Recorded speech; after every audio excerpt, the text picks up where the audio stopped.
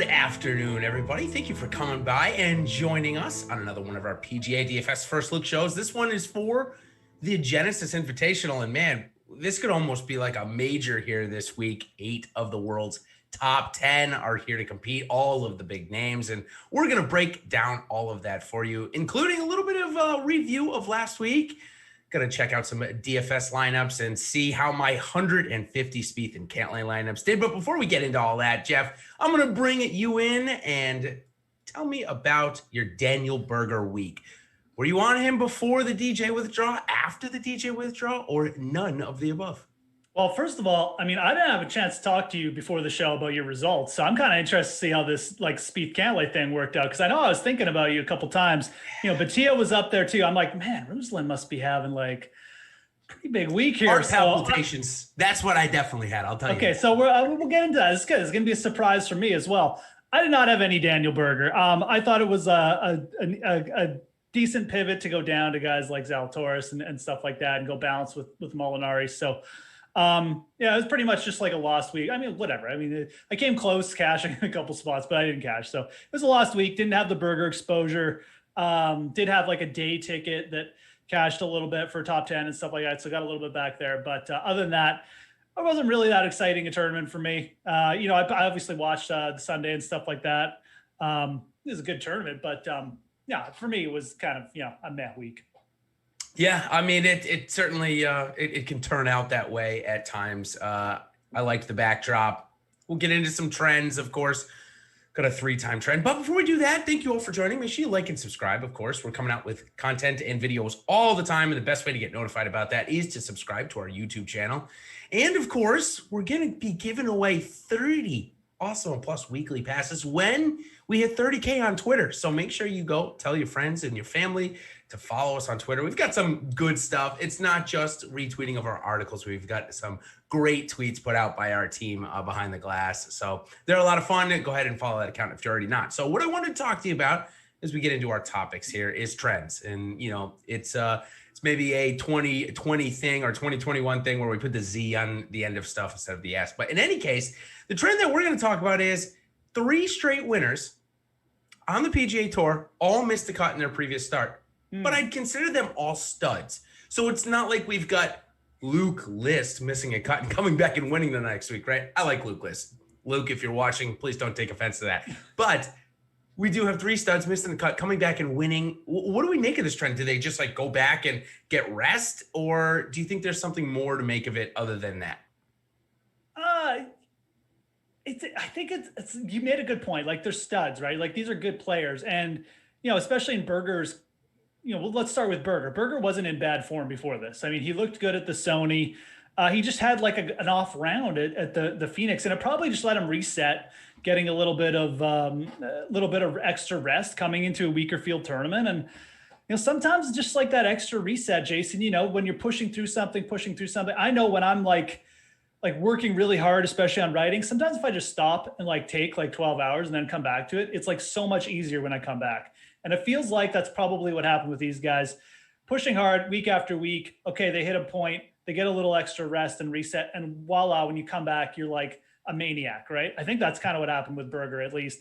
Brooks, maybe a little bit different story because he was working through it as he was missing cuts. But and then who did we have the week before? It was Reed. It was Reed, that's Reed, right. Yeah. So kind of a similar story with Reed. The dude plays a lot, took a week off, reset a bit, and all of a sudden he's super sharp when he comes back. So I think there's some of these guys to be said for just, the extra couple days just gives them a chance to add a little extra focus on an event that they would have normally not had. And they're like, wow, this extra focus is really good, this extra time. And I think it's probably just a case of that. I wouldn't start targeting players every time coming off a missed cut, but especially when you're getting players that are getting inflated odds because of a miscut, you should take advantage, because I do think that as a community, we're starting to get better at it, but we still put too much weight on a one missed cut by a player. Yeah, and I think in the case of Reed first and then Berger, the missed cut for Reed, he was actually, I think, in the top 20 or top 15 at one point in that tournament, and he made a triple, and it was at the Desert Classic, and if you make a triple at the Desert Classic, you're basically done for. So it wasn't really that bad of a miscut. Brooks Koepka, almost something really similar. He was playing pretty good, then made two big numbers late in his round, ended up missing the cut. And for Berger, he shot 70-70. So both his rounds were under par at the Waste Management, which I think it had a streak of something ridiculous, like 24 straight rounds under par, which blows my mind. That ended at Pebble with the double on Saturday, but he's got a new streak, obviously, going on Sunday. So I think it's not all miscuts are created equal. That's kind of the theme that I brought up in the show quite a bit, and certainly something to take a look at, no doubt about it. So, Andrew R., thank you for the super chat there. Appreciate the note there. P.S. all in on Jordan this week. Interesting. Love that. Or was that for last week? Regardless, if it was for last week, you and I were in the same boat. If it's for this week, well, I guess we'll have to wait a little bit for that. I don't know that I'm going to go all in. Jeff, we'll talk about that here in a little bit. Maybe I'll be the one going all in on Jordan Spieth. I'm excited to talk about this too. So let's. All right. I like it. We'll get there eventually. Before we get there, and we're going to breeze through it because we do have some shows coming up after us. Just because football ends does not mean the sports are ending. In fact, I think we got more sports going on right now. Plus, we got MLB coming back in about a month and a half. So a lot to talk about. But before we do, I want to talk about course history a little bit. I know we bring this up every so often on this show, and I hate to beat a dead horse, but for Pebble Beach and the AT&T Pro-Am, again, you saw the top 15 littered with golfers that have come in the top 15 before at Pebble. So again, is it a course thing? Is it a tournament thing? What is it about Pebble, do you think, that just continually brings the same people over and over again? Yeah, I think it's just a tricky little venue. And I think players just the more you play, the more you get comfortable with the scenery, the setup. It's not every week these guys go and they're playing alongside the Pacific Ocean, you know? I mean, with like tiny greens and Poa annua, like it is a unique venue in that regard. And I think especially with just the veteran players, I think some people just come there and it's just, you know how to play it. You either know how to play it or you don't. And the more you play it, obviously the better you get. So I really feel like it's one of those, it is one of the most unique venues on tour just on its own. And I think that it shows through with these course history results. We also get a weaker field there year after year. So the same players tend to come back, and, you know, the good players are going to rise to the top over time anyways. But I do think that there's a big thing that, you know, again, it's just a unique setting, and the more unique a venue is, I think the more the course history comes into play.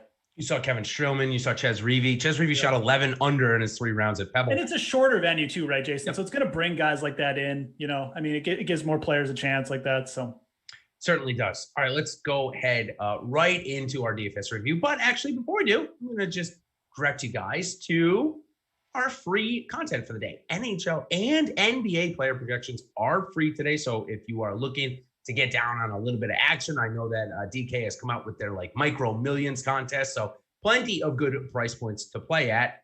Go ahead and check our free projections. And of course, if you're ready to join us on the Awesemo Plus side, get access to all the great Awesemo Plus tools and content for nearly every DFS sport out there with an Awesemo Plus weekly pass, just $29.95, which includes full access to premium content tools on Awesemo.com, including player projections, ownership, and so much more. Slack channel. Of course, you get to chat with me, Ben, Jeff, and all of our analysts behind the glass. So definitely utilize that. I was answering a lot of questions last week on lineup building, how I was going to stack Cantlay Spieth in every lineup, and certainly go over that. So if you want to join us on the golf side, just $8.95 for the full pass. So join Awesemo Plus today. Stop guessing and start winning. Now, onto the DFS review, which this is where we just go over some of the top performers from last week. We go over a little bit of the value and the ownership. So let's start off with that. We got Nate Lashley, who, oh man, he might be turned into a GIF after this, or a meme, whatever you want to call it. But Jeff, it was a little bit hard to watch, but at the same time, it just goes to show you that these guys are super human in the sense of when they get into a battle like this, they can break like that. And we saw it with Lashley last night. Any comment on that? Did you see it? Was it hard for you to watch, or spirit of the competition? For me, more spirit of the competition. It's happened to me before. So yeah, it's unfortunate. I was cheering for Lashley. I was, because I mean, I didn't have any burger exposure. It's not like I was cheering against people who had burger exposure. It's just, you know, Lashley is a guy. I mean, I know he's got one win already, but I like to see guys like that come through. It would have been a nice story for him to kind of overcome like a lot of the elite players, but yeah, it was kind of tough to watch. At the same time, you can't fault him. I mean, he was nails up until that one hole, and like you said, I mean, he just couldn't quite get there to the end. I mean, came apart on one little putt. I mean, he came so close to holding out, missed a couple short putts earlier than that. So it just kind of just came all unwound on that one hole. But it's a nice story. It's unfortunate that, it ended like that. Like he couldn't have just finished like second, because he really did deserve to finish like, up there with McNeely. But other than that, it happens. Like you said, these guys, it can come unwound pretty quickly if the pressure gets too notched up. Yeah, for me, and for Lashley, he was playing great, and he had one bad shot. I think it was on 16. 15. He pulled his shot a little left into the bunker. He made a pretty good bunker play out of it and saved the par, but he seemed to come unravel at that shot specifically, and didn't really need for it. I think it was the missed putt before that rattled him, because he had like a 6-footer, didn't he, for birdie? Yeah, I think that's what really, because he would have taken the lead. So I think that's what kind of rattled him. Like I saw the same thing happen after that putt. I was like, ooh, this is like the wheels might be coming off here, and then they did. So yeah, absolutely. Well, you just mentioned Maverick McNeely. He was the second best value behind Lashley, and then Charlie Hoffman. Oh, man, I just can't stand this guy as a golfer. Okay, as a person, again, I don't mind him. As a golfer, though, the guy withdraws, the guy misses cuts, withdraws, and then all of a sudden, he goes 25 under on Sunday and ends up in the top 10 and as part of the optimal lineup. That's just what this guy does, though, right? When he makes the cut, he gets himself in a position to score a lot of DFS points. Oh yeah, absolutely. I mean, Hoffman's a really talented golfer. I mean, he's getting up there a little bit, but I mean, dude has a lot of talent. Like when he's on, he's on. He's very much like a little bit like Patrick Reed. Like I don't even look at the stats when I'm considering Charlie Hoffman. Like I really don't. He's more dude. Like I'll just see if he's making cuts, if he's putting in the rounds, I'll consider him. But I'm like you, like with the back stuff, like I just haven't even looked at him. I've wanted to, because I know he's kind of close, but like, how do you roster a player like that in fantasy when the withdrawal factor is obviously quite high? I don't even know. I'll probably just ignore him again this week. Although I do kind of feel like he's played well at Riviera before, so I don't know. Maybe I shouldn't be, but we'll see. We'll see how he's in the top 20 of an event and withdrew. I don't know what to do about that. I gotta be honest. Pretty rough. Next couple of good values on the board. Tom Hoagie was there, and then you had two of my favorite golfers, or golfers that I like to play that most people don't, with Bhatia and Gordon. They were part of a really good Spieth Cantlay line, one that I'll talk about when I do the pro review coming up in just a segment or two here. So a little bit of time before we get there. Top 10 ownership. I mean, honestly, it was really good advice this week. There were 4 top 10s and only one missed cut in the top 10 owned golfers. It nailed the winner. It had Spieth in there. It had Cantlay. So 6 of 6 was about 10%, Jeff, but really a lot of chalk, played well. It was a tough week to cash. Yeah, it was. I mean, I know some people in the chat are already saying they had, 6 of 6 is not cash there. Molinari was a big drag. It's a big drag for me. Like I already mentioned, the pivot down to those guys. So Spieth and Day were fine values, obviously, but Molinari not so much. So if you went that route, it was a little bit tough. You really needed to be at least field level on like Cantlay or Berger, preferably Berger since he won. But yeah, I mean, Zalatoris made the cut, and Zalatoris and Molinari definitely like the biggest busts up there. Molinari with the top shot on Saturday. Oh, yeah, that was classic. Loved it. That was his first shot too, right? Yeah, it was first shot, first tee shot, and I loved he made joke of it on Twitter. Oh yeah, it was for sure. So funny. He kind of looked over at his caddy, and his playing partners looked back at him. I was watching PGA Tour Live when it happened, and they all just looked at each other like, "Did that really just happen?" And then it did. He ended up making bogey. I'm just really glad I didn't have like a huge sweat there or anything like going on the weekend. That would have been so tilting. Like, could you imagine like, okay, like I got Molinari, I need a big round from him. Let's go. And then legitimately that's what it starts off with. Like, oh my God, like what a disaster. So luckily I wasn't watching or involved, but like, oh yeah, that sucks. But yeah, it was a tough week to cash. Sure was. All right, let's go check the optimal here. And I actually noticed when I was reviewing my notes from earlier that I actually don't have the right picture of the optimal. I forgot my settings. My settings made me choose 49,500 salary and above, and I forgot to take that off when I was looking for the optimal. So this is the optimal had you used my settings in Fantasy Cruncher. The only difference, though, I'll pull that up in a second here, but we'll go over the other ones that I know were in it, at least Daniel Berger, Jordan Spieth, Maverick McNeely, Nate Lashley. You had those four. It was very hard for you not to cash, even if you didn't have 6 of 6 there that week. So any notes on that while I pull up the other two guys, Jeff, from those four? Obviously, Spieth, Berger having so many eagles this week. I think 7 between the two of them, just ridiculous amounts of points. Yeah, it was. Spieth, obviously, like the really good balance play. I mean, in a lot of ways, like I said, I wanted to go balance last week. Not so much off like a Cantlay fade, but more of just, I thought there was, a little bit, better. You're getting a little bit more upside with like Day, Spieth in that range. And it was Hoffman and Hoagie, by the way. Sorry, it was Hoffman and Hoagie with the other two with those 4. Hoffman and Hoagie. Okay, yeah. So I mean, realistically, that's what paid off. It's just, you needed Berger and Spieth rather than like Day or Molinari in there. So McNeely, obviously, the great play. Max Homa's playing really well, 8,800. So I mean, you look at this just from a salary construction. You got 3 players up there, and then 3 players in the 7 to high 6K range. It wasn't that crazy to get to or anything, but obviously Nate Lashley.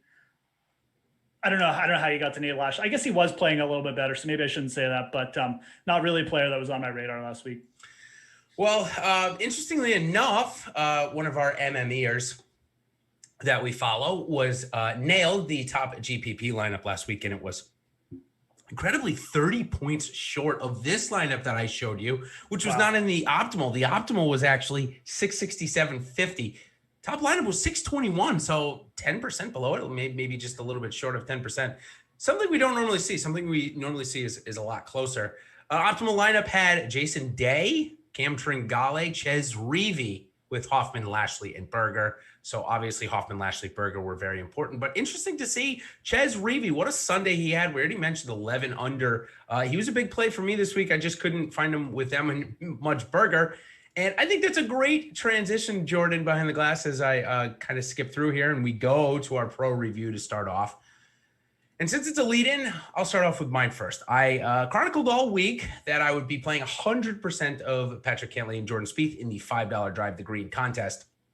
And one of the things that happens when you do that is you kind of alienate some of the other top players, especially when you're locking in 11,300 and 9,700 as your first 2 golfers. Had I even played any Berger here, Jeff, I would have been 6,300 and below for an average golfer. I don't know if I could have found 3 guys at 6,300 and below to even make the cut. So as good as a strategy as this is, had Cantlay or Spieth won, yes, I would have had a mega profit week. Going into Sunday, Spieth in the lead, Cantlay second. I was in second place in the contest. Obviously, Berger winning. I don't have any lineups with him in it. So still a profitable week in that contest. I think I made just over 20%. So like $150, something like that. But this is a strategy that you and I talk about. The reason why I did it here, I thought Cantlay and Spieth were the 2 best players in the field. Pretty simple. I actually didn't even think there was that many people close to them except for Berger. Yeah. Yeah. And again, I mean, you flipped a switch here and it's Cantlay winning instead of Berger. I mean, like you said, I mean, you just basically Berger's putter got hot and Cantlay's didn't. And that was the difference. It sucks, but I still like it. I like it from this perspective of, you were that close. You need basically one thing to go right? Like, which is Cantlay and Berger to switch positions. So putting yourself in those positions, never a bad thing. I definitely like it kind of in these weaker field events too, because when the top players dominate here, they tend to dominate and going over, it's easier to pick out and say, okay, like you said, Spieth and Cantlay for me are the top plays here. There's really not that many other options. Let's just go super overweight. It's definitely was the event to do that. So, yeah, it's too bad. Did you have any Pga as well? Or? I did. So Pga was the next 2 guys down. Pga, I was in at 13%, and Gordon was in at 13%, which was nice. So yeah, you were. I had 26 of 6 with the Spieth Cantlay. So again, I thought that was a pretty good, a little bit above average on the field. Found my way. Nick Taylor was a big play for me. He kind of let me down. Could not get going after Friday. Neesmith, to be honest with you, he played great at Pebble. He shot, again, 2 over like Reavie did on Spyglass, and he finished the same score as Reavie, 9 under. So really putting that strong approach game, liked that leverage. Yeah. Hubbard Hubbard, did you see Hubbard's scorecard? I don't know if you checked it out on Saturday. No, I didn't actually. He got to 9 under and finished the day at 3 under. So, did he? Okay. Yeah, made bogey, double bogey in a row on that back nine. Just totally brutal. Putnam, Reeve again, kind of course history plays. My big misses, Stuart Sink and Michael Kim. So maybe I got a little overzealous with Michael Kim. I don't know. He only missed the cut by 1, but maybe it was a little too early. He was really close. Yeah. I thought he was at 6,200, like the play down there as well. Yep. He's a West Coast dude. He only missed the cut by 1 too. So I might even consider him as a GPP punt again, someplace, 15% for a 6,200 play. But it's like you said, you were so heavy on the other guys that you needed some kind of punt down there. So that's actually where I would have gone as well. Look, there's not much to say. Like you even nailed like Neesmith and Reeve. So I'm really kicking myself for not giving Neesmith one more week. I like him and his approach game when it's on. So sure it's really unfortunate that we're not talking about you with like a top 5 finish this week. Cause it just does feel like you kind of were owed that, but that's GPP life, right? I mean, sure is. Sometimes you feel like you nail like 80% of the plays, you just don't get rewarded. Some weeks you feel like you nail like 20% of them, and you get like that one lineup that just goes nuts. So, and that's a good segue for our second pro review. I'll go over Alex really quickly, but certainly keep that in mind. And of course, we can't always get what we want, even though we did certainly want a top 5 finish there, Jeff, as you mentioned. Will Zalatoris. So I have been pounding the table at Alex behind the scenes here, like, Alex, look, Jordan Spieth is back. You should up these projections. I'm telling you, he looks so much better. It's Pebble Beach, but I couldn't get him to pick him over Will Zalatoris this week. Now, Zalatoris made the cut, but 70% of your lineups with 9,900, not going to be very fruitful, especially when Berger, $200 more, wins the tournament and scores so many more points. So kind of just settles down for Alex there. Not too much to go over, but I do want to go over RJ Rat 84, who has had some big scores recently and also found his way to Will Zalatoris at the top. He also had 37% of Rafa Cabrera Bello, who missed the cut. But then you have 32% of Berger, 36% of Cantlay, 20% Doug Gim, who ended up playing well, 18% of Cam Davis, who played well. So really, this is what I would consider normally what I do. About 40% is my top guy. However, want to make note about the player pool, Jeff. Interesting, definitely much different than Alex and I do. Only 36 players. And when he only had, I think, 4 in his total player pool missed the cut, he gives himself a lot of chances, even with 30% Rafa Cabrera Bello. Yeah, I mean, he's got 7 players over 30%, right? Yep. So it's almost like he's still pretty concentrated, but he just did the spread out the concentration a little bit. So yeah, it's an interesting strategy. I definitely don't mind it. Smaller player pool again. I mean, there's different ways to go about it. If you want a bit more of a higher variance approach, really go for the top. You can do, I think there's certain weeks where, you can take those like 100% lock in a couple guys like you did. And then there's this approach where you just shorten the player pool and you go, you're going to give like over 30% to, like 3 or 4, or in this case, 7 guys. So yeah, Cabrera Bello kind of screwed me as well. I really liked him as a pivot there. Me too. He went really heavy on him though. Cause like Rafa wasn't even that heavily owned. So no. Stanley was another player, he's kind of meh. So did he end up winning this one, RJ Rat, the 15 or whatever? Yes, the 15. Yep. The 15. Yeah, like because he had Bayo in there. Like Stanley was kind of garbage on the weekend, but he still got there. I mean, that's the thing. I mean, Berger. All you need, right? The play. Yep. If you had over the field in Berger, you had a shot. So it's just the way it worked out. And he did, and he was able to spread around enough and go to Jason Day. And I think that was the other thing that kind of led to him really being able to win here is that everybody above 9,700, with the exception of Will Zalatoris, was in the top 10 by tournament end. So if you went Berger, you pretty much just had to match it up with one of those other Cantlay, Casey, or Spieth, and you really were in a good shape. Obviously, the salary savings from Cantlay to Berger was what made the difference there. So, all right, let's check out my lineup, my big dollar lineup last week. Pretty good lineup. I actually had a chance even 5 of 6. Spieth, Streelman, Homa, Taylor, and Hubbard. Loved all those plays. Really disappointed with Malnati. You and I talk about how we didn't really play him.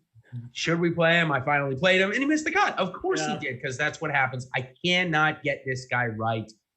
What in that range? I mean, I could have gone to a few other guys, but when are we going to get this guy right? Ever, Jeff? Can you help me out? This guy?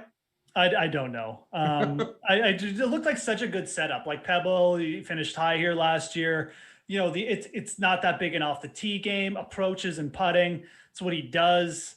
You just figure he'd keep it going for like one more week here, kind of like Streelman did or something like that. But yeah, man, he was kind of around the cut line, and then it was just, didn't even make a real run at it. It was pretty disappointing.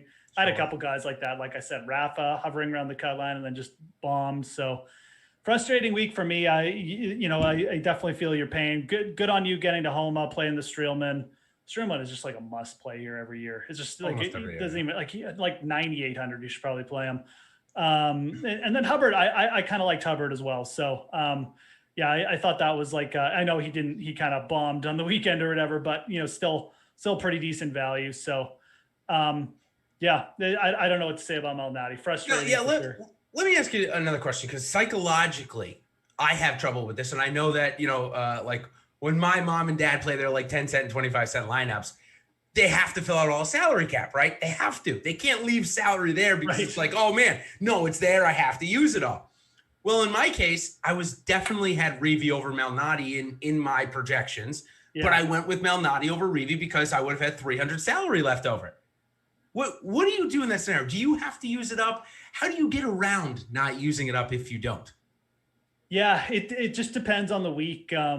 If there's a player, it is hard because like as a human, you legitimately are just like, oh, you make a lineup you like, and they're like, oh, there's 500 salary left. Well, I have to at least check if there's a better player. Exactly. I have to at least check, right? Yep. So I've now started, like, I still let myself check, but I also go back and say, well, this was the lineup you came up with, Jeff. So like, if you like this lineup, just put it in. Like I almost have like, I've put in like another check on myself to like make sure that I really want to make this switch. So you really have to just be like self-aware, like, like you're not like, don't be the robot where like, okay, I've got $500. Like, let's just like, put the algorithm in and like, oh, this guy's more. Like, if you like the lineup, just do the double check.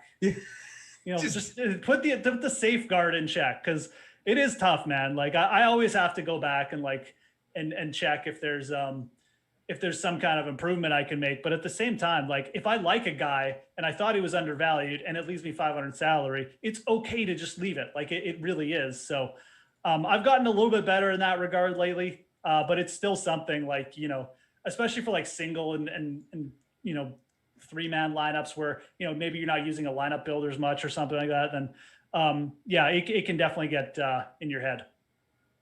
It sure can. Okay, a couple of more things. Actually, before we go on to the Genesis Invitational, I want to direct you to a really good giveaway we got going on tonight. Go to our Awesemo Twitter handle, Awesemo_com, of course. Check out our President's Day. I forgot it was President's Day. I woke up, I went to my CNBC app as I normally do every day, check the stock market, and it's like, hey, nothing's trading. Why is nothing trading? What's going on? Oh, it's President's Day. Got it. Okay. So now to tell you about our President's Day giveaway. Go on and check it out. We're giving away a free year of Awesemo Plus NBA. That's a $400 value. Just follow the instructions on the graphic and predict whether Kawhi Leonard or Jimmy Butler will score more points tonight. That's just points, not DFS points, of course. I got my eye on Jimmy Butler myself on that one. And one random winner will be selected among the correct guesses. Make sure to also check our giveaways on our Awesemo Instagram handle. And of course, our Awesemo Facebook page for more chances to win Awesemo Plus passes. All right, let's go on to the Genesis Invitational. Really good one we have in store for us this week. The first full field event that I would consider a really strong field here. Farmers, was a good field. Don't get me wrong, but Invitational always brings out the best of the best. There's the most FedEx Cup points available, the most money available, the most eyes. So 8 of the world's top 10 here to compete at Riviera, a great golf course. Par 71, 7,300 yards in the heart of LA, 55% driving accuracy, 61% greens in regulation. And in fact, that's very similar to the Waste Management a couple of weeks ago, Jeff. So interesting parallel there. But the difference is that the greens here, they're a little bit easier than what we see at the Waste Management. However, I would say that given the scoring holes, maybe Waste Management has a little bit easier or more scoring holes, I should say. Really only 3 scoring holes at Riviera. 1, 10, and 11. 1 is an easy par 5, 10 the drivable 4, and 11 the reachable 5. So What do you make of Riviera? Probably the toughest test off the tee these guys will face all year, or one of them. Yeah, definitely. Tough from the fact that there's some short dog legs and stuff like that, force players to shape shots. It's a great course. Like it really is. It's a fun course from a perspective of like, you're basically getting like a major championship setting. Kikuyu rough, Poa greens. So it can be a little bit tricky. Like players will still struggle here sometimes. I think the Waste Management is a good comparison in some respects. Like you said, there's definitely more action holes at the Waste Management, but the fairways are a little bit tighter there. There's a couple difficult driving holes in some ways. I know the courses aren't really similar at all, but just from a setup perspective of what you're getting, some longer par fours and stuff like that, it's basically like a lower version scoring of that. So I really like it. Like it is important. Like I do feel sometimes we overemphasize driving distance a little bit too much here. I think it's more of a case you should be emphasizing strokes gained tee to green, because it's just like an all-encompassing course. Like you can't really be terrible in any one aspect. Yeah, off the tee is important, but like JB Holmes won here by basically being like neutral in that aspect. Scott was good in that aspect, but he wasn't like killer or anything like that. You got to be good off the tee for sure, but I think it's more of just players who are playing well on the West Coast, trending well in all aspects. They tend to come here and just kind of, have an edge over those players who maybe started off a little slow, maybe haven't been playing on the West Coast. So I like Riviera. It's a really good end to the West Coast swing. It almost feels like kind of, it feels like the first major. I know it's not, but it kind of feels like that because of the elite field and like it's the end of the West Coast. So yeah, it's always an interesting time for me. Obviously, they come to Florida starting next week, so really on. This is also the last week of nice lock times, 11 o'clock Eastern Standard Time. Right. I've been getting up and waking up and doing my lineups Thursday morning. That's going to end this week. This will be the last week for that, as lock times will go to 7:10 in the morning once we switch over to Florida next week. That's for the full field events. I think the first event we get in Florida is the WGC concession, I think they're calling it, or whatever the heck they're calling it. So we'll get a normal lock time from there. But after that, Arnold Palmer, the Players, those tournaments alike will all be 7:10 lock time. So get prepared for that. But before we get to the 7:10 lock times, we've got plenty of good golfers here to talk about. So let's go ahead and talk about our first clicks here. And of course, if you're looking for a little bit more content in this, I put out my first clicks video each and every Monday. It's like mid-morning, afternoon, whenever we get salaries and odds released. It's more odds based. So in your first clicks this week, I saw Dustin Johnson print at 5.5 to 1. And now I think that Dustin Johnson's the best player in the world right now. That's undeniable. But is he really double, triple that of the likes of Rahm, Thomas, Schauffele, and McIlroy? I don't think so. No, I don't think so either. Someone made a good point on Twitter too. Like he was basically this price for the Saudi, which had a way weaker field. So now Bryson we're saying Stammer was the only one in it. Yeah. Yeah, exactly. So now we're saying like he should be the same price basically for like a field with like triple the field strength. Like, I don't think so. This is a great setup for Dustin long-term, but of course. Yep. it's too stacked. Like we got like every top 10 golfer here outside of Webb and Hatton, who, probably don't set up that well here anyway. Yeah, yep. Exactly. Set up that well here anyways. So, it's just too low. I'm not considering that at all. I mean, I won't be shocked if Dustin wins, but like, you can take the plus 550 or whatever. And, I'll spread my money around. Yeah. And that begs the first question. Of Rahm, McIlroy, Thomas, Schauffele, DeChambeau, sure, throw Cantlay in there. Why not? I mean, all those guys are 12 or 1 to better. Yeah. Who's the first name you clicked of those guys? So, for me, it's Rory because, I don't know, it just seems like that's the easiest pick. I went Schauffele. And I've kind of been team like you should be betting Rory when Schauffele and him are the same price. But we did get a bit of a bump here on Schauffele. Like I've seen him at like plus 1,600 this morning. And, he was plus 1,100 at the Phoenix, and he didn't do anything wrong there. I mean, I guess he did. He didn't win. He didn't close it out. But You get my point. He's in contention again. I mean, it's not like this dude was finishing like T50 or something. And now Rory's shorter than him. I know Rory's got a bit better course history here, but like objectively, like Schauffele is playing better than Rory right now. He's a sharper player. I think it was just a bit of a mental block on that Sunday, and I'm okay coming back here at him if we're going to get better odds. He's got a pretty good course history. His off the tee game was strong at Phoenix. So I hit Schauffele up this morning. That's where I'm going to go. I like the fact he's been playing on the West Coast, played Phoenix. We do have a bit of a betting trend too. 9 of the last 10 winners here have played Phoenix or Pebble Beach. So, you get, again, I talked about that West Coast form. It's important here. So I like the fact Schauffele's been doing well. He's got that bit of an edge over a guy like Bryson too, who I think is interesting here. I could definitely see people making a case for Cantlay here. I just took Schauffele because I feel like a win's got to be coming. The bump up in odds over Phoenix was too big for me. And realistically, Jason, I'm waiting for Cantlay to win either the Players or the Masters, because maybe we can have that discussion at the end. But he is my focus for the big tournaments right now. I think Patrick Cantlay is winning something big in the next couple months. So, yeah, I got him labeled for the PGA Championship. Maybe that's too far away. That's 3 months. Look, if he doesn't win the Masters or the Players, I'll definitely triple down at the PGA. So we can throw that in there too.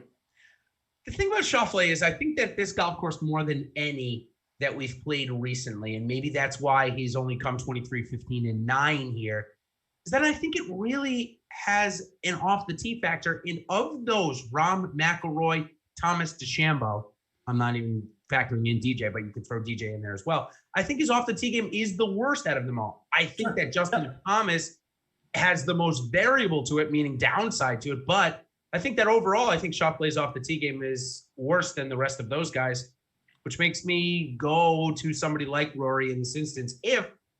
And this is a big if off the tee is as important as I'm thinking it's going to be this week. Yeah. And I mean, it is important. Like, I know I said, you don't want to put too much emphasis on it, but like, if you can avoid so much trouble here just by being super consistent off the tee, and getting yourself down there. But it has been overcome. Holmes overcame a bad week off the tee to win. Like I said, Scott wasn't overly crazy and good off the tee last year. He was solid, but he wasn't like the best. And like James Hahn won. He was like 40th in driving distance that year or something. So It can be done. I think Schauffele just playing so sharp in the rest of his game. And look, we did see him take an uptick off the tee at Phoenix. So it was more of just the odds going up there that really caught my eye. I'll take one shot on Schauffele here. Now that we finally got a little bit of inflated odds on him, I'm not sure if we're going to get any better than that unless he misses like 3 cuts in a row. So I'm okay giving Xander one more shot here, or one shot here, because I really haven't bet him at all in the last 6 months. But yeah, you just mentioned James Hahn, 150 to 1, the same price as Ricky Fowler. Just that unbelievable. Wow. That crazy. Now the next 2 guys I want to talk about though. I've written this down. Anytime they're above 30 to 1 to win, it's basically an auto click. Okay. Regardless of the course, regardless of where they're playing. Can you guess who they are? Morikawa and Hovland? Yeah.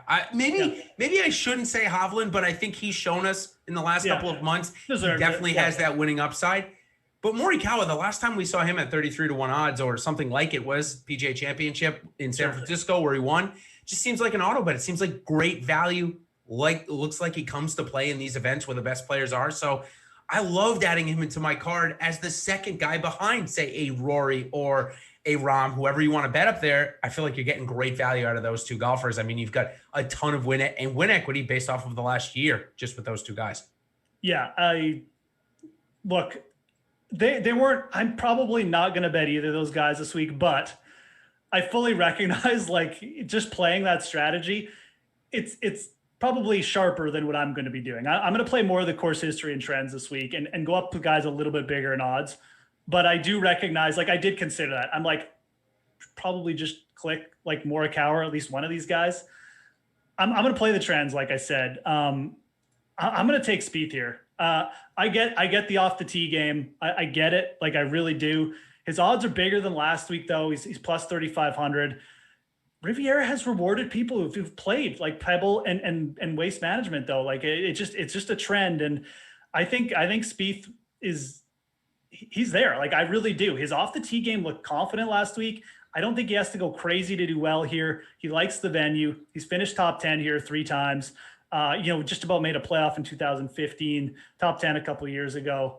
I'm going to give him one chance here. I didn't bet him last week. I didn't play him at all. I think that the odds bumped up a little bit. I think people are going to avoid him because of the off the tee thing. But I don't know, man. We've seen shorter hitters can get it done here. And we haven't really seen Spieth putter go crazy. So I'm going to take a shot with him in the odds because I do feel like a win. I feel like after last week, I'm convinced something good's coming for him soon. So it might not be here, but again, we're getting a little bit bump in odds. I'm going to take a shot on Spieth. Yeah, given his form and given what I expect the field to be, if he doesn't win Colonial this year, he may never win again. But maybe Colonial, I hope it will come before that. I hope it'll come in a couple of months at Augusta. Of course, I always love seeing Spieth's name at the top at Augusta. It's nothing gets DFS Twitter riled up than that. That's for sure. So I love being on the other side of that. However, this week, Spieth, I think that there was a lot of mental strength put into these last 2 weeks, especially taking the lead into each one. If he's going to be a top 10 golfer in the world again, let's say that besides the best golfer in the world, let's say top 10, he's going to need to be able to put together these 3 or 4 week stretches where he does get in the top 10 or 15 every single week. So if he truly is going to trend towards back to some of the best player in the world form, Ryder Cup guy, Ryder Cup kind of anchor, if you will, plays every match, then he will come in the top 15 here this week. Do I think it's a great setup for him? Well, I mean, if his worst thing is off the tee and he's only hitting 50% of his fairways, which last week at Pebble, he hit more than that. Listen, the field is only going to hit 55% of their fairways this week. So yeah, of course, would I rather him be at the Waste Management price of 7,600 this week? Oh man, I'd be eating that up 150 to 1 like we saw at Waste Management. I mean, obviously everybody would be betting him at that point.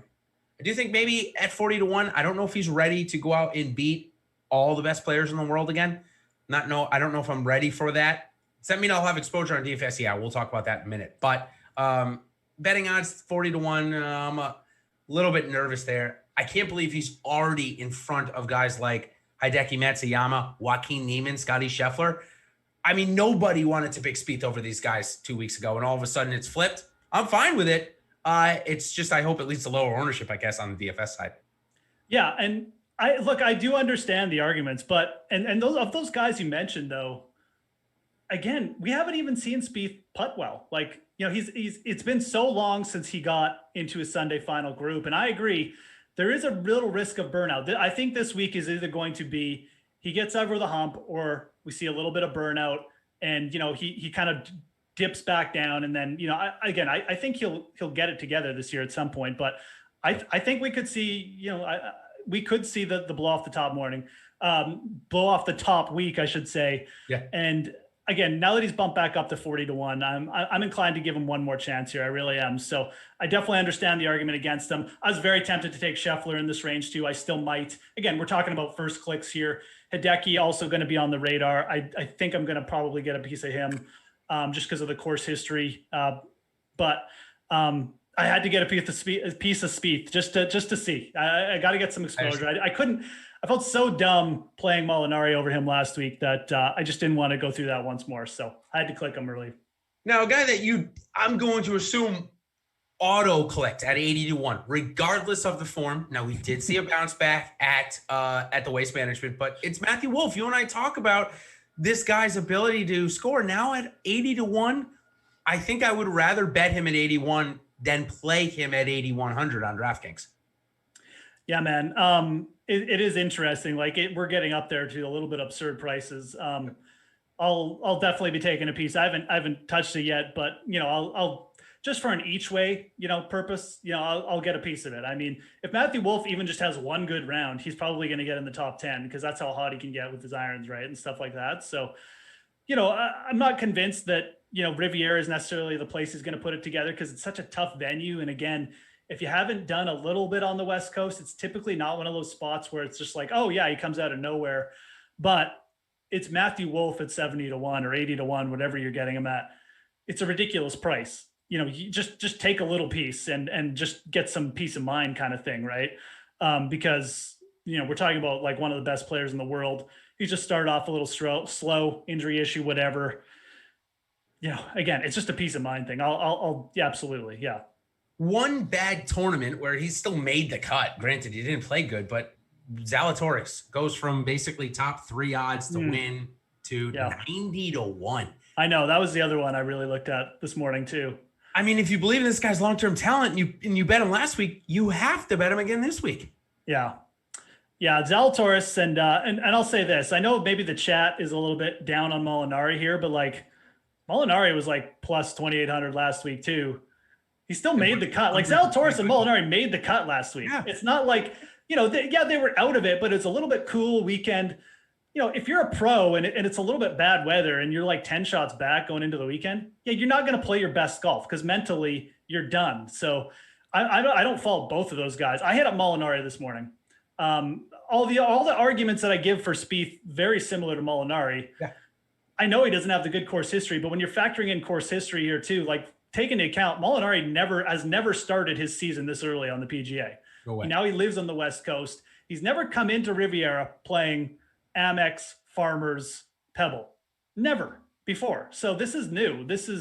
I think it's a good spot. I considered Zalatoris too. I took Molinari. I may end up adding Zalatoris to these prices, but for the each way, I added Molinari for exactly the same reason you brought up Zalatoris. Playing great tee to green. Big deal. He had one off week. He wasn't even in contention in the weekend. Of course, he wasn't going to play good golf. So those guys in the odds definitely stuck out to me. 2 more guys that I'm going to just throw quickly out there that I've clicked on for my more bomb plays, if you will. Very similar stature guys, actually, as weird as that sounds. Kind of similar golfers as well. It's Doug Ghim and Chez Reavie. Yeah. They played together on Sunday. They both shot 5 under. Both coming in here, good form. Chez Reavie has 2 top 10s in the last 5 years. So when he's in form, good course. Both of them, I think Ghim's going off at 200 and Reavie at 250. So I love those each way bets. Now, switching over to DFS at 7,000 to 6,900, both great values. But let's go to the top of the board. When I saw DJ printed at 11,300 and 5.5 to 1, I actually thought it was a little soft pricing. I haven't said that all year, Jeff, but given the fact that we have 29 of the top 50, 8 of the top 10, I guess I shouldn't be, I'm never upset about pricing. I could care less, but I guess I shouldn't be so hasty to say that it's soft. It's not really that soft. You can't make that good of a lineup stacking 3 of these guys, which is kind of always my barometer. If I could click Spieth, Cantlay, Berger last week and get in Gordon and Bhatia, I would have been fine. That would have been soft. It wasn't. Again, I'm similar feeling this week. It's not terribly soft, but DJ at 11.3 seems a little soft. Yeah, I agree. It's definitely softer. It's close to being like, too soft, but because you can click, Dustin. You can get any 2 you want. Dustin, Cantlay, and you could even add like, Hideki in there, and you still got like a 66 average. Yep. Now, it's not as deep a field that, guys under 6,700 are like, super easy to slide in there. You're going to have to make some decisions, but it's doable. So I agree. It's still pretty good pricing. It's kind of what I expected. It's more of an elite field. So I would have liked to see Dustin probably at like 11.5, maybe even 11.7, but whatever. Like you said, I mean, we'll deal with it. It's really not that bad. I think it's pretty good. It's always fun to have a little bit different pricing too sometimes. So, I think the thing that stuck out to me the most, maybe, we're still getting like, Cantlay not really getting much respect. Berger not getting much respect off a win. You got like Bryson and Rahm down there pretty cheap too. So maybe it's not even that Dustin is like too cheap for the field. It's just that because he's not at 10, 11.5, like some of these other guys are coming in too cheap. So I'm not even sure if Dustin's ownership will get crazy. It's more of the other players that are now going to be affected. So you could see heavy chalk on a guy like, Cantlay this week. I think the worst price of the week. And granted, I know how strong of a field it is. I hate to keep beating that dead horse, but Victor Hovland at 8,700. Right. I mean, the guy has done nothing but play super well. So T6, T2, T31, and T1.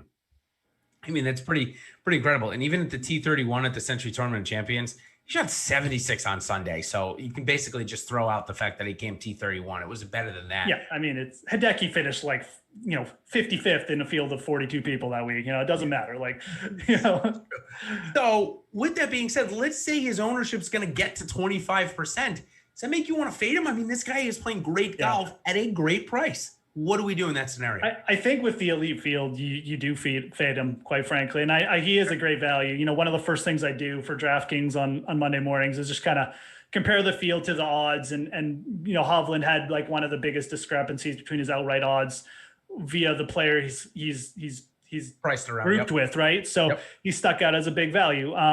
But this is an elite field. Like you can get Scheffler at 8,500.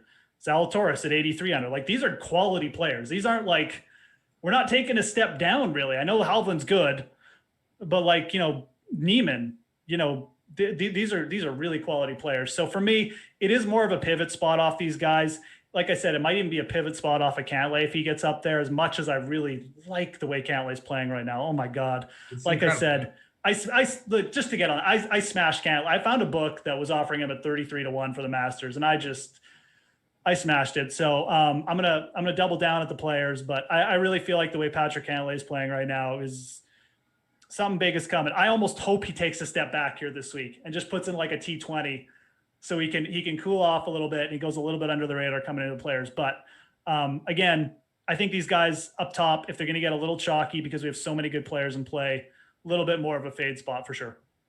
Yeah, Cantlay typically goes lower owned when he creeps up in these fields into the 10,000 range. He does. So people don't really like want to play him. Morikawa is going to get that treatment this week for sure. Just the nobody wants to play him at 9,500. Yeah, I got that feeling. Yeah. Okay. Yeah, especially with Hovland at 87, because I think a lot of people put Hovland and Morikawa together, and they'll just play the cheaper one of the two. So for sure. So we got 3 minutes left, so we're gonna just go quickly down the pricing list. In the 7,000 to 8,000 range, you got guys like Gary Woodland. We got Sergio Garcia, who has just been lights out off the tee this year. Maybe the best in the world right now off the tee. Yeah. Rory McIlroy certainly would give him a run for his money, but man, he looks incredibly consistent. The starts are there. So he's one of the first guys I clicked.